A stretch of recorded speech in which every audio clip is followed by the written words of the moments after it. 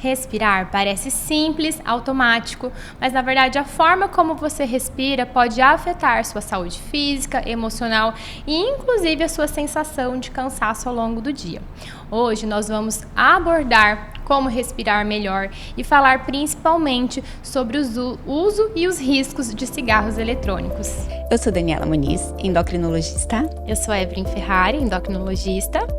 E esse é o podcast Endocrinamente. Aqui vamos falar sobre saúde, doença e desmistificar os principais mitos da endocrinologia. Para isso, recebemos aqui Carla Moura, pneumologista pela USP Ribeirão, atende adolescentes, adultos e idosos e tem um foco em asma. Seja bem-vinda, Carla. Estamos muito felizes que você está aqui. Muito obrigada, meninas. Quero agradecer o convite. Veio primeiramente pela Evelyn. Vocês estão de parabéns, porque eu assisti 2 episódios e eu gostei bastante. Obrigada, parabéns Carla. pelo podcast. Obrigada pelo seu tempo. Então, vamos começar a falar um pouquinho sobre esse tema tão assustador pra gente, né? Como comunidade médica, isso assusta, acho que, todos os médicos. Então, vamos falar um pouquinho, porque esse tema é tão importante, o cigarro eletrônico. Bom, Dani, é o seguinte. O cigarro eletrônico, na verdade, ele se iniciou com uma promessa de ser algo benéfico, com uma estratégia de redução de danos para quem já fumava o cigarro tradicional. Então, ele começou a ser comercializado a partir de 2003. E o apelo do cigarro eletrônico começou a ser por esse lado. Então, nós vamos desenvolver dispositivos ali que ajudem as pessoas que estão fumando, sabendo que o tabagismo acarreta inúmeras doenças, para que, então, ele possa fazer uma transição para algo mais tranquilo, mais inofensivo. Só que o que a gente vê na verdade? A gente vê, na verdade, que esses dispositivos, eles contêm a nicotina, né?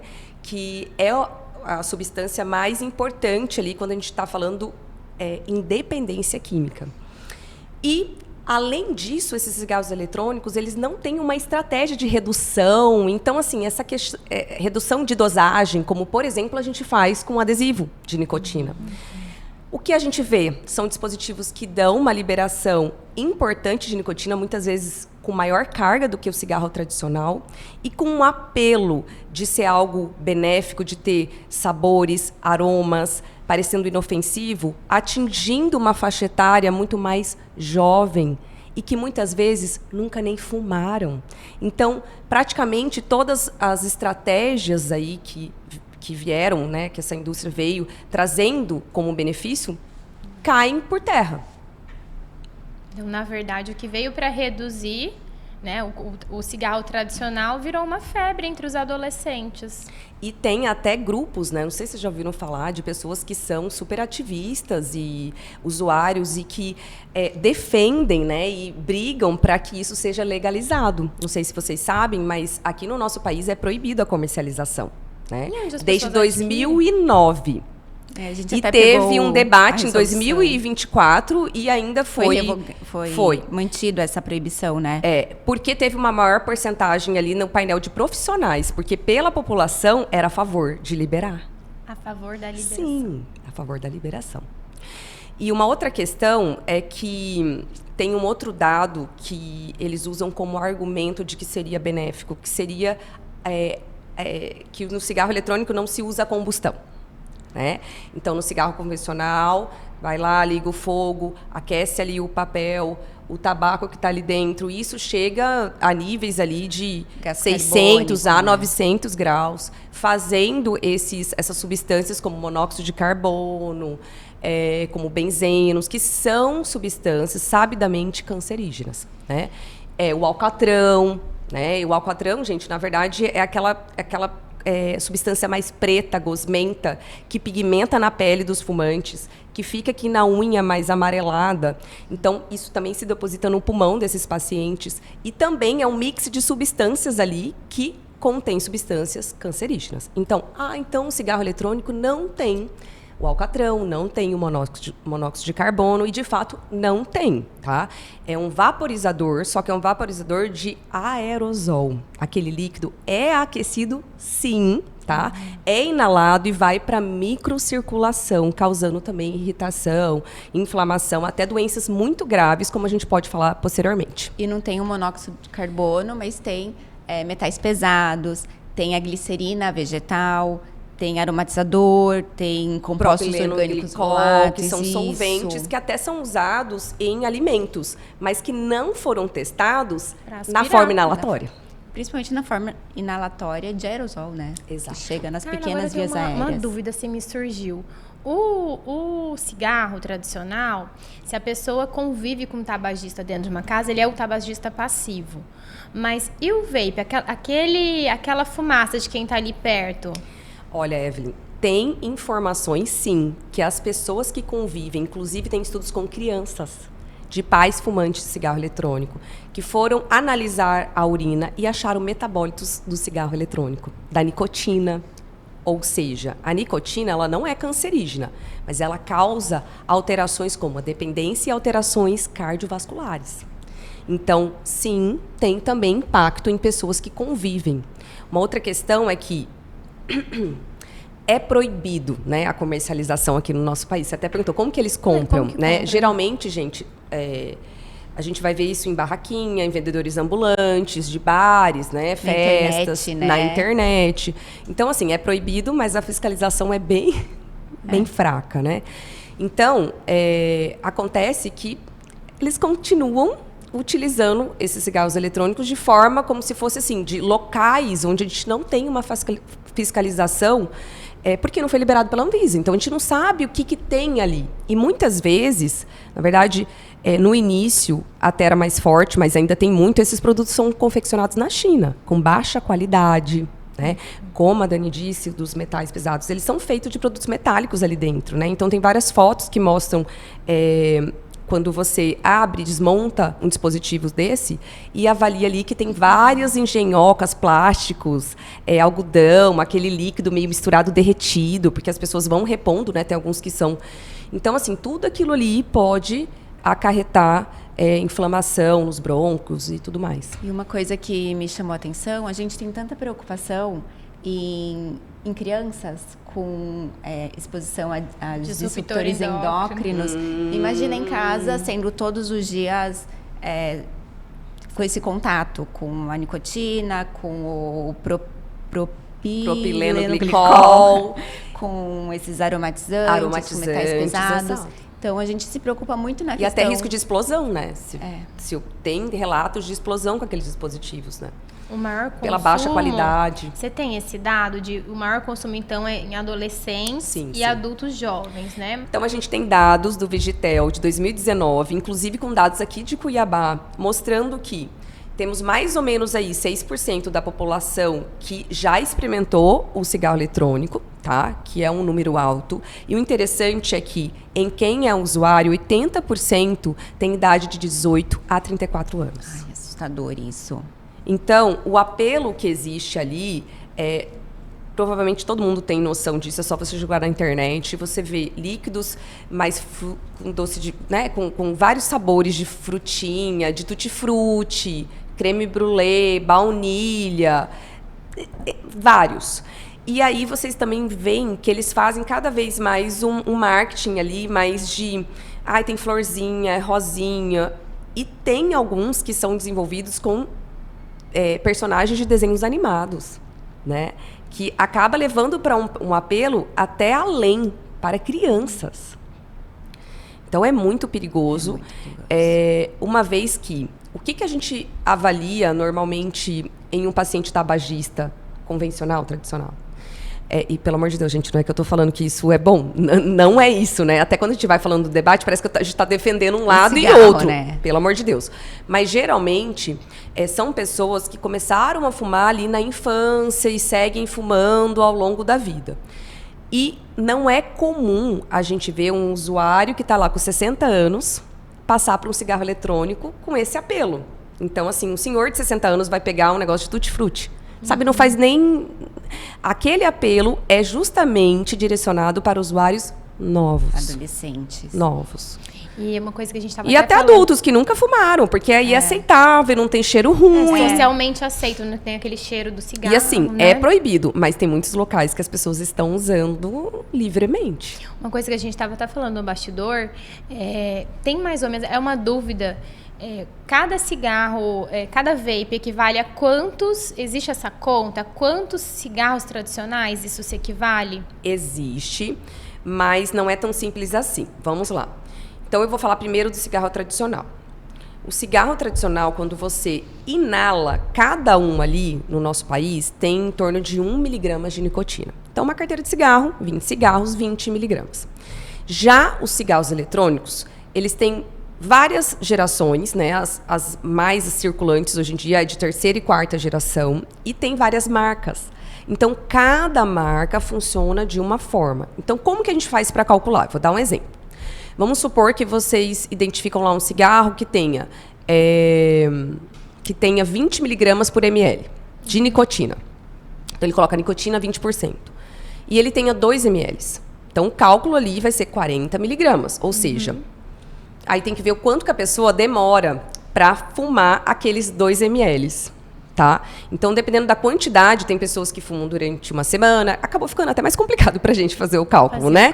Mas a gente tem que ver essa porcentagem, quantos ml que tem e quanto que a pessoa está fumando por dia ou por semana. Avaliar a concentração e Exato. quanto de líquido tem. Exato. Do Então, e-líquido falar deles. assim, um desse equivale a 100 cigarros, não dá pra gente generalizar. Não mas dá. é muito superior. Muito superior, e um dado muito importante é o seguinte. A novidade é que a nicotina, ela veio... antes dessa nicotina tradicional, era uma nicotina alcalina, chamada de nicotina base livre. E essa nicotina, ela dava um amargor, dá um pigarro, uma sensação mais ruim. E, ultimamente, os de 4ª geração, eles têm sal de nicotina, que nada mais é uma nicotina ligada com ácido, tá? Então, essa nicotina, ela é muito mais palatável. Ela não causa, eles falam truth, alguma coisa de pigarro. Não causam isso, não causa esse desconforto. Então, você inala mais, vapora mais e Menos acaba levando desconforto. mais concentração para dentro do seu corpo. Então, de forma que, além disso, é melhor e você acaba inalando mais sal de nicotina. E sabe qual que é a preocupação? Um adolescente que nunca experimentou cigarro na vida, começa a fumar, não sabe olhar a quantidade de miligramas de nicotina. Às vezes, tem concentração desse de 4ª geração de 50 miligramas por ml. Né? Então, se eu tiver lá 5 ml, eu tenho 250 miligramas.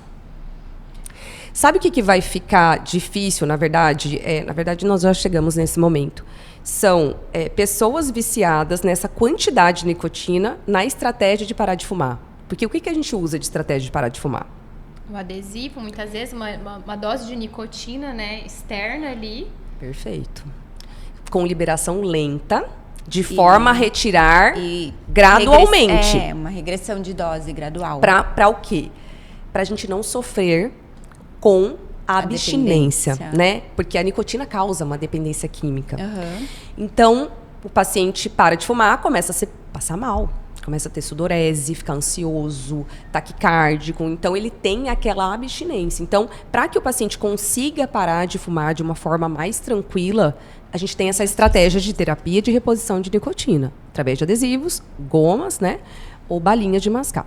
Só que tudo isso é liberação lenta. Então, é pele, aí vai lá para o sistema venoso, vai chegar lá no coração do lado de... Então, assim, é tudo mais lento. Quando você inala, gente... É muito rápido, uma carga Eu até maior. postei do meu Instagram uma bexiguinha que eu tava lá vendo do meu filho, que Joaquim fez aniversário.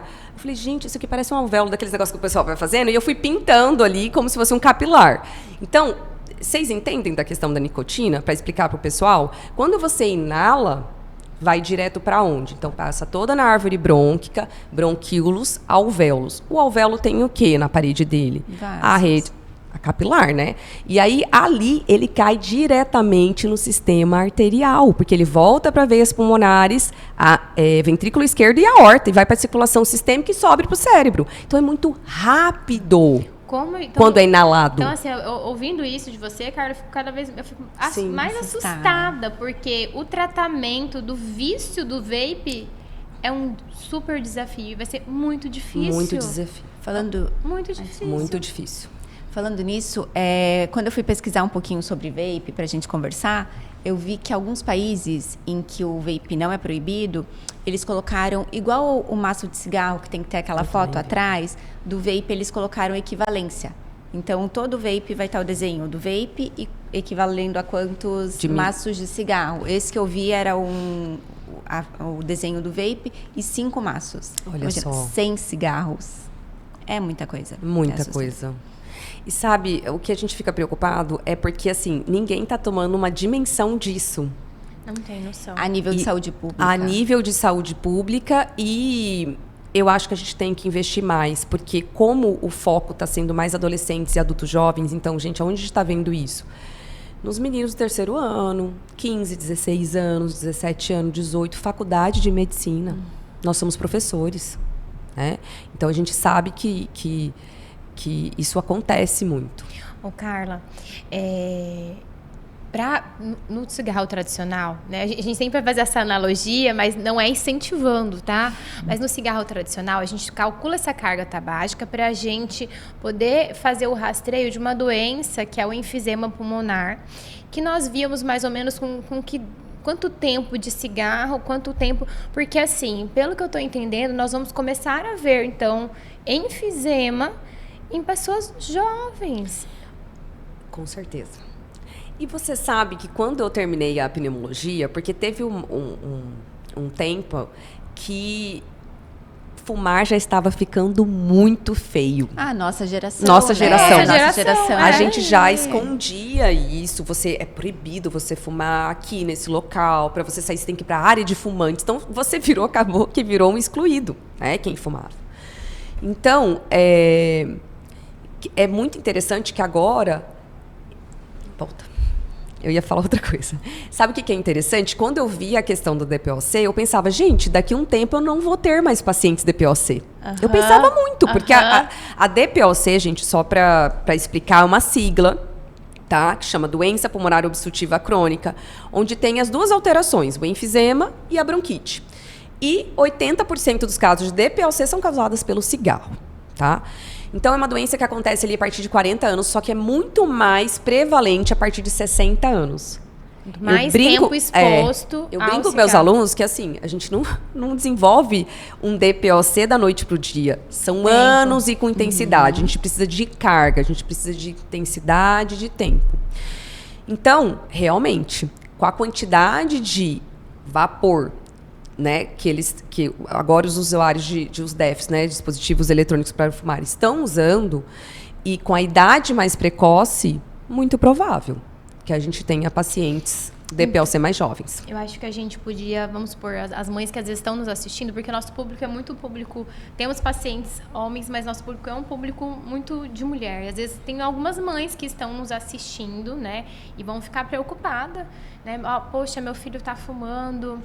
E a gente conversou aqui o tanto que é desafiador o tratamento, mas se o filho está fumando ali, Carla, se a mãe detecta, como que a gente, o que ela vai levar esse adolescente na consulta com pneumo, né? A gente sabe que assim como qualquer doença crônica, a pessoa que precisa querer, né? Mas e aí, o que você diria para esses pais? Né? Qual que é o primeiro passo? Como que a gente vai... Então, a gente vai dar uma orientação para essa mãe e nós vamos falar também com este adolescente. Tá. É desafiador. Mas vamos lá. Até porque a faixa etária da adolescência é aquela faixa etária de comportamento completamente, né, que eles se afastam ali, eles não se identificam tanto com a figura dos pais, eles vão mais para os grupos, né, de amigos. Quer ser igual aos amigos, ser socialmente aquela questão aceito entre os amigos. Fazer o que todo mundo está fazendo. Então, gente, talvez seja tão desafiador, porque antes de tudo isso, venha a relação dos pais com esse filho, sabe? Que tem que ser criada ao longo dos anos. Então, eu tô com os meus filhos pequenos, 6 anos e 3 anos, e assim, é um desafio para a gente colher lá na frente. Mas vamos lá. Se está tendo dificuldade, já não está tendo uma boa conversa, tem que procurar ajuda. E a minha primeira sugestão, sim, é ir num pneumologista, principalmente se ele tiver sintomas respiratórios, como tosse, se for um adolescente que tem histórico de asma, se está tendo histórico de tosses compridas, enfim. Às vezes até a mãe fala, né, de forma mais amigável, vamos ver como está esse pulmão, a gente sabe que pode ocasionar alguns danos ali, vamos dar uma olhada. Pois bem, mas uma grande causa, talvez eu diria a maior causa, do uso do cigarro eletrônico é a sensação de prazer que ele ocasiona, a sensação de calma que ele ocasiona. Então, muitas vezes, até no meu consultório, eu vejo que os jovens usam para tratamento de ansiedade.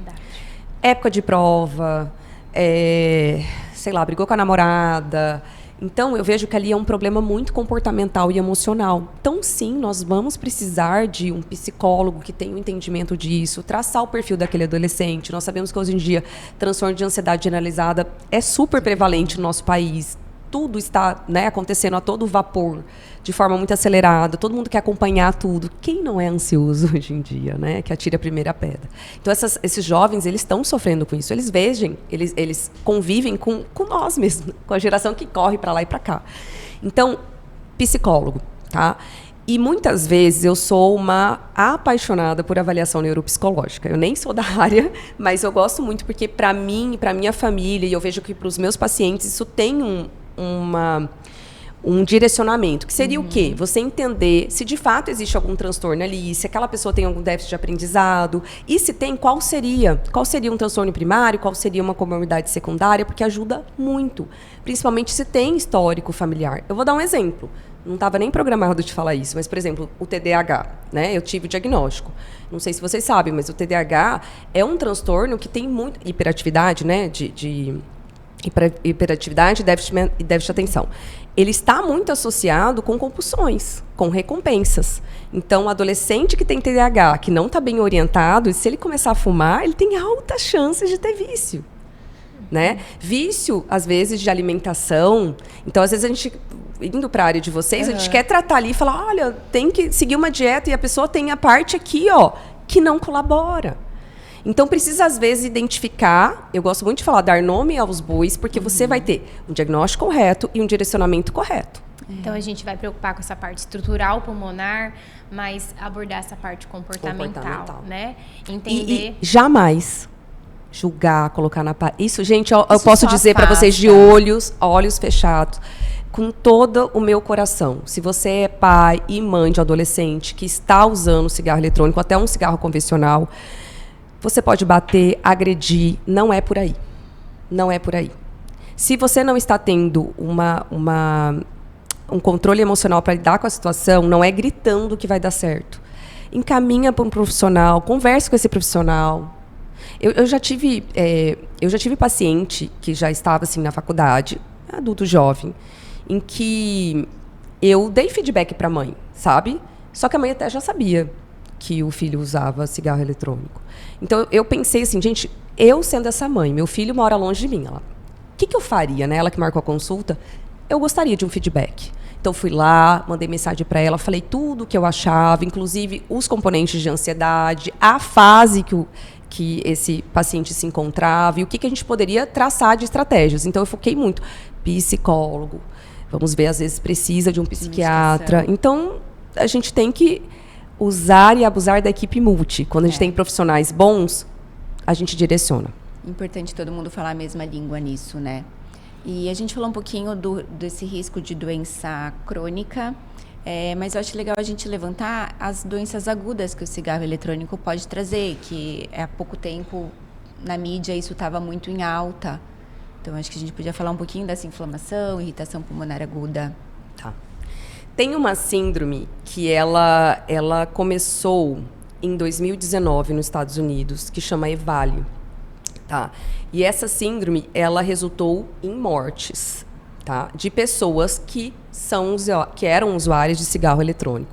Então, teve mais ou menos uma notificação, foi como se fosse uma epidemia de 2.000 e tantos pessoas com essa síndrome e quase 70 mortes desses casos.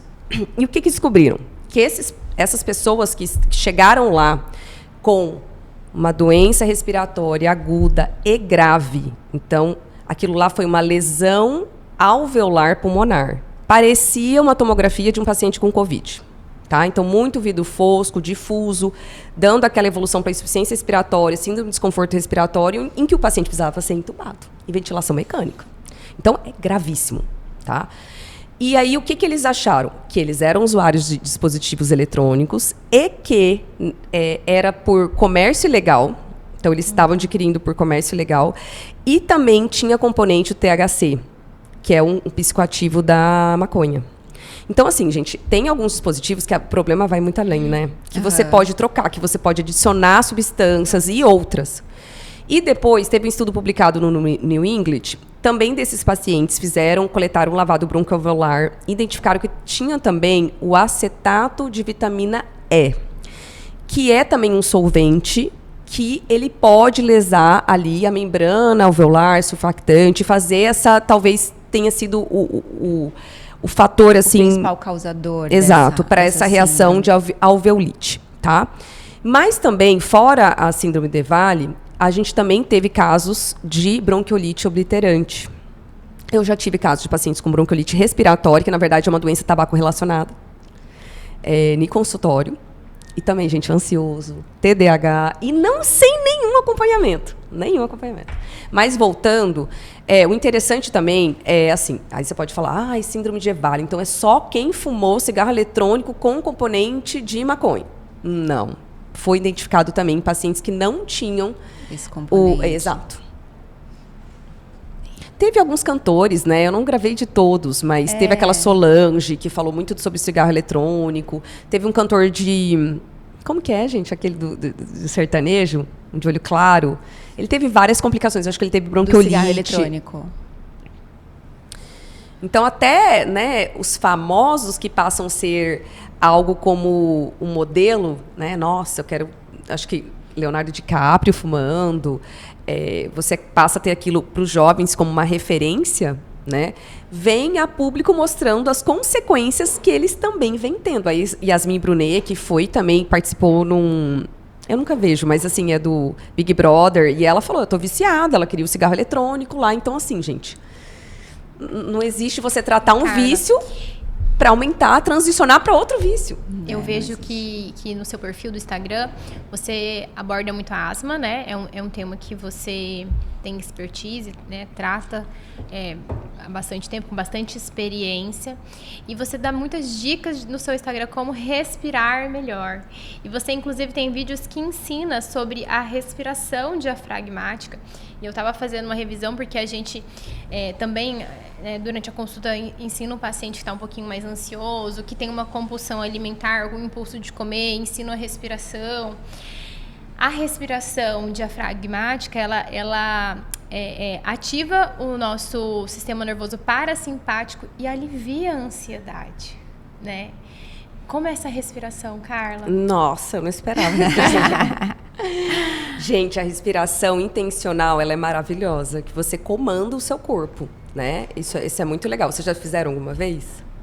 Eu já fiz yoga quando eu estava grávida da minha primeira filha. Foi a última vez que eu fiz yoga. Depois disso, eu não consegui mais. Como você disse no começo, a gente tem, mesmo que a gente não queira, a gente respira, mas a gente também tem um comando voluntário da nossa respiração. Então, é maravilhoso saber que você tem essa ferramenta que é o seu comando do seu corpo. Então, através dessa respiração, você pode entrar naquele estado de atenção plena também, né? Que é aquele que tudo que está ali de ruído, às vezes você está ali... Gente, quem é ansioso é porque eu sou, então eu posso falar bem. Eu não tenho nenhuma vergonha de falar sobre isso, porque eu acho que ajuda muitas pessoas. Por muitas vezes eu vejo, gente, meu maxilar está todo... né? E você fala, por que eu tô tensa desse jeito? Então, a partir do momento que você faz essa respiração, a intenção é você puxar bem o ar, só que o foco é você gastar mais tempo na expiração. Tá? Quando você gasta mais tempo na expiração, por alterações ali dos gases respiratórios, você tende a ficar com a musculatura mais lisa. Então, o fato da gente estar tenso ou mais hipotônico manda sinal para o cérebro para dizer essa pessoa está relaxada, até para a indução do sono. Então, por que o ansioso não dorme bem? Porque você está ali, pilhada, mil pensamentos, frequência cardíaca acelerada, tensa. Você manda mensagem para o cérebro, ele pensa assim, gente, essa pessoa está super ativa. Não está na hora de dormir. Ela não está entregue. Ela não acionou o sistema nervoso parasimpático. Quando você começa a relaxar, a musculatura começa a ficar mais liberada, manda estímulos para o nosso cérebro, para mandar os hormônios e tudo mais, para falar, não, vamos dormir. Então, a respiração diafragmática consiste em você fazer tempos de respiração em que você puxa o ar em torno de 4 a 5 segundos, prende ali na apneia e esvazia de forma lenta, mais ou menos uns 6 segundos. Quem está muito ansioso ou em crise de ansiedade, muitas vezes não vai conseguir. Não vai conseguir. Né? Ele tem que ter um conhecimento do que serve aquilo, para que serve e qual que é o objetivo. Como é uma prática que muitas pessoas não têm, vamos dizer, é um novo hábito, nós sabemos o tanto que é difícil a gente adquirir um novo hábito. Não é só, vamos respirar, né? Mas não saber que isso existe, né? Que isso é uma coisa simples, que a gente vai fazer uma pequena pausa ali no dia e respirar. Isso pode ser uma ferramenta, né? Não tô falando que isso vai tratar a ansiedade, mas até o isso foco para alimentação, né? Tem atenção plena na hora da alimentação. Sim. Você vai focar ali. Gente, vou falar desse assunto porque assim, eu vejo muito no consultório e acaba que eu tratando de asma, é muito comum que chegue para mim pacientes asmáticos de difícil controle. Então, nem todo asmático de difícil controle é um paciente asmático grave. O que é o asmático de difícil controle? É aquele paciente que ele já está usando doses altas de medicamentos inalatórios e ainda assim, e usando bem, aderindo, tudo bonitinho, e ainda assim não está controlando. E o que a gente encontra nesses pacientes? Eles estão envoltos por comorbidades que fazem essa asma não controlar. Obesidade, transtorno de ansiedade, doença do refluxo. Então é muito comum eu achar esse combo numa pessoa só. É muito desafiador. Muitas vezes eu pego uma paciente e falo assim, nossa, você já está com terapia tripla, você já está usando corticoide inalado dose alta e não está saindo disso aqui. Vamos ver qual que é o mecanismo que está levando esse gatilho para esse brônquio estar sempre hiperreativo? Obesidade, come rápido, não para um tempo para relaxar, está ansiosa, vai colecionando comorbidades. Como que a gente trata um paciente assim? E essa questão da obesidade é muito importante. A gente tem vários artigos associando exacerbação de asma com obesidade. E é um ciclo vicioso, né? Totalmente. Quanto maior o peso, mais crises de asma. Quanto mais crises de asma, mais inflamação, dificuldade de perder peso, aumenta esse IMC, mais obeso. Mas é um tema que a gente quer... Vinho outra. É muito interessante esse tema, eu gosto muito. Acho que a gente Então, pode vamos já marcar uma tema data. pro próximo podcast. Hipoventilação. Aí traz mais uma. A apneia obstrutiva do sono. Obstrutiva, que também super é uma importante. comorbidade. Mas, gente, falando do refluxo, que também é da gastro, que eu acho super interessante, porque é uma coisa que rodeia todo mundo, né?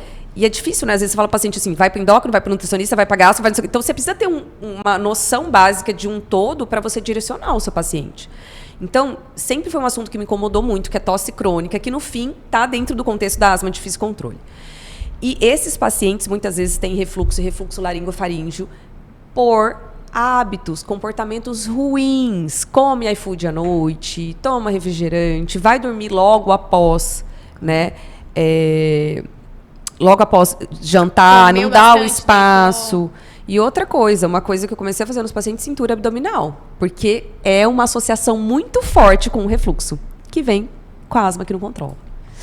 Com refluxo, com risco cardiovascular, com todas as Tudo. doenças que a gente Porque a gente vê falou muito, né? bastante aqui da questão do tabagismo, vício, né? A gente levantou o vício em relação à nicotina, mas o cigarro aumenta muito o risco cardiovascular. Então, você imagina a nossa preocupação quando a gente atende um paciente com diabetes, obesidade por si só, que já aumenta o risco cardiovascular num paciente que fuma. E aí, às vezes ele vai falar assim, mas... às vezes ele nem está contemplando parar de fumar, mas se você está contemplando aí, pensando em parar de fumar, mas está acima do peso e está com medo de parar porque vai engordar, hoje em dia a gente tem tratamento, a gente tem medicação eficaz, né? A gente pode te auxiliar, né? Não é isso que vai impedir. Não é isso, não da use gente isso como... insistir nesse tratamento. não use isso para procrastinar essa parada, porque hoje a gente tem... tratamento para... Sabe o que eu falo, Evelyn, para os pacientes? Até, assim, paciente de doença crônica é paciente difícil, né? Não é verdade, gente? Vamos falar. Só que a gente estava até conversando um pouco disso. É difícil o paciente ter consciência de qual patologia ele tem. E como funciona o comportamento daquela patologia. Então, é muito comum que o paciente procure a gente, no meu caso, a asma, só no momento de crise. nossa, peguei uma gripe, peito tá cheio, mudou o clima, não. Mas quando você vai ver na história detalhada, ele já expressava sinais de descontrole. E ali eu já poderia brecar, inclusive, indicação de corticoide sistêmico. Né? Então, para paciente asmático, essa ideia de que ele precisa ter um segmento é super importante. Tá?